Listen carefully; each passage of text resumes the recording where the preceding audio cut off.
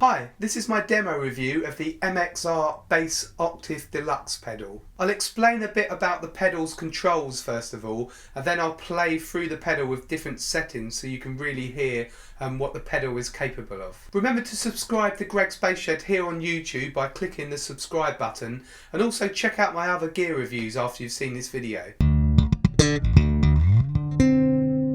This pedal has 3 rotating dials, a push switch and a foot switch. The dry knob controls the level of your clean signal. The growl knob controls the level of the octave below the note you're playing, and it's mid-focused. The girth knob controls the octave below again, but this time it's got a more sort of subby frequencies, so a softer frequencies. The push switch will control the mid frequencies, and you've actually got quite a lot of control over this switch, because inside the pedal there's a dip switch and a screw switch which you can adjust and control what sort of mid frequencies you want to come out of the switch. So obviously you can't really do that on the fly, you have to do that beforehand and sort of decide on a frequency you want to use. Obviously the foot switch switches the pedal on and off, and when the pedal is off it's a true bypass. And for those of you that don't know, true bypass means that when you have the pedal off you don't get any circuitry or any buffering or anything, you get your pure sound of the bass through the pedal,